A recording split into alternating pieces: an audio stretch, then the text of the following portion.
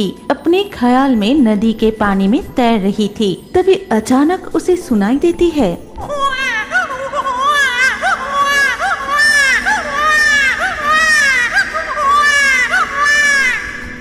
ये तो कोई छोटी बच्ची की रोने की आवाज लग रही है।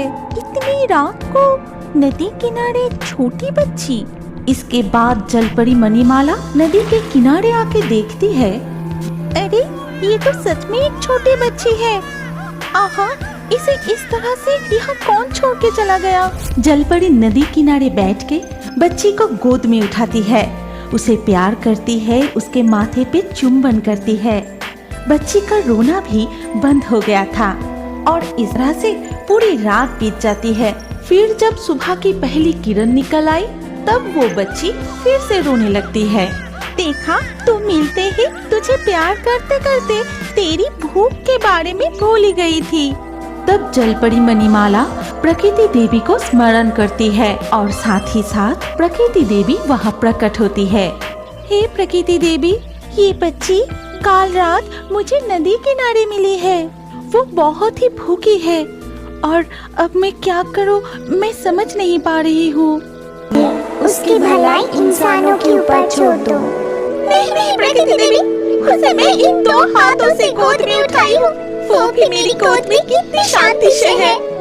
आप सिर्फ मुझे ये बता दीजिए कि मैं कैसे उसकी माँ बन के रह सकती हूँ। ठीक है, जो तुम्हारी मर्जी। तब प्रकृति देवी ने अपनी जादुई शक्ति से जलपरी मणिमाला को मानव रूप प्रदान करती है। फिर मानव रूपी जलपरी अपनी बेटी को गोद में लिए नदी से बाहर आती है। फिर जंगल की रास्ते से गांव की ओर जाने लगी। जलपरी मणिमाला, मुझे वो बच्ची दे दो। मैं उस बच्ची को खाऊंगी और उसकी असली सच मुझे पता है। कभी नहीं, वो मेरी बेटी है। तुम चले जाओ यहाँ से, नहीं तो। लेकिन चूड़े छोड़ने वालों में से नहीं थे। वो अपनी लंबी हाथ बढ़ा के जैसे ही बच्ची को छीनने जाती है तभी मणिमाला दौड़ने लगी। प्रकृति देवी, बचाइए, बचाइए प्रकृति देवी, इस चुड़ैल के हाथ से बचाइए। तभी अचानक तूफान आ गया।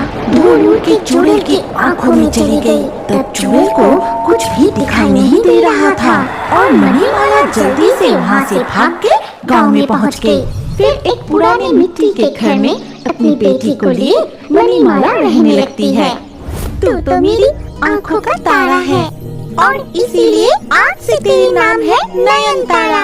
लेकिन तुझे बड़ा करने के लिए, पढ़ाने के लिए इस स्थल भाग के मनुष्यों की तरह मुझे भी कुछ काम करना चाहिए।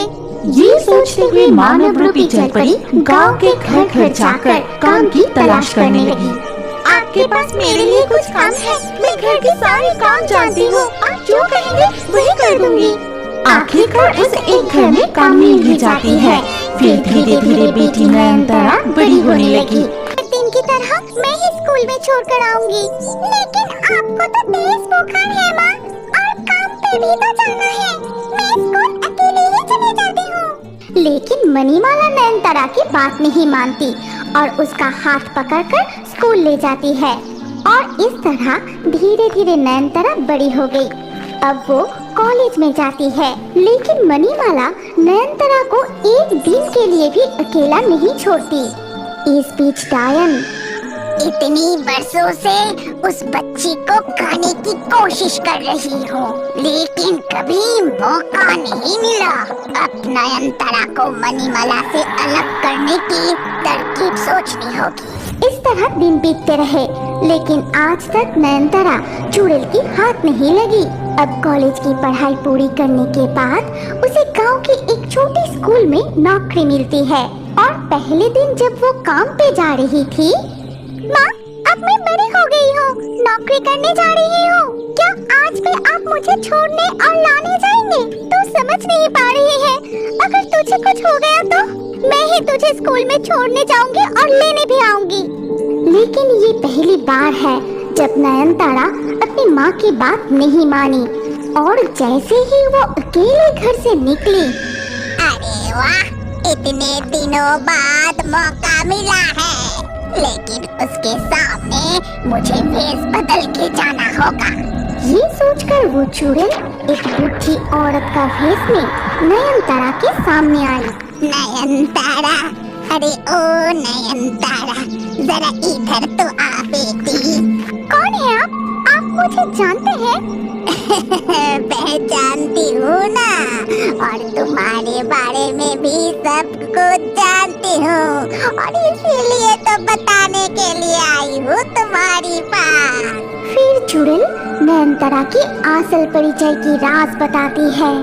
ये भी बताती है कि मणिमाला उसे चुरा के जबरदस्ती अपने पास रखी है।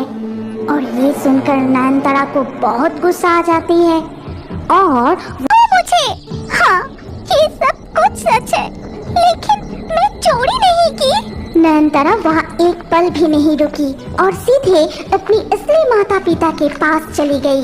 क्या रे, तू इतना बड़ा हो गया है फिर भी कोई काम नहीं करता।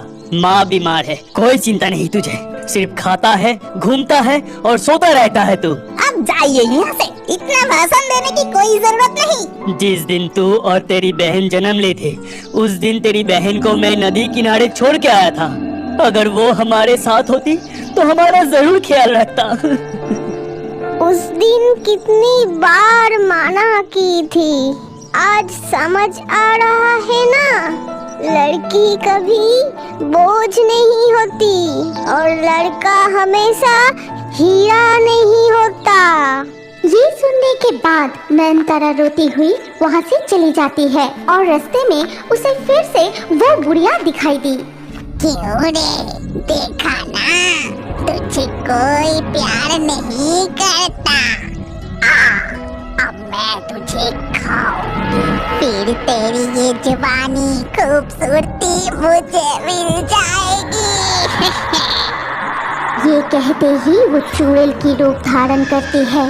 इधर तक नयनतारा की पीछा करते हुए उसकी माँ मणिमाला भी वहाँ पहुँच चुकी थी और वो चुड़ैल को देखते ही प्रकृति देवी को शरण करने लगी और साथ ही साथ आसमान से एक बिजली चुड़ैल की ऊपर गिरी और तभी चुड़ैल वहाँ ही मर गई। अब मुझे नदी में वापस लौटना पड़ेगा। क्यों माँ, आप मुझे इस तरह अकेले छोड़कर पानी में क्यों चले जाएंगे? प्रकृति देवी ने शर्त रखे थे, जिस दिन तुम्हें असलियत का पता चल जाएगा उसी दिन तुम्हें कोई तकलीफ नहीं होगी। मैं चलती हूँ। ये कह के जलपरी मणिमाला फिर से नदी में वापस चली गई।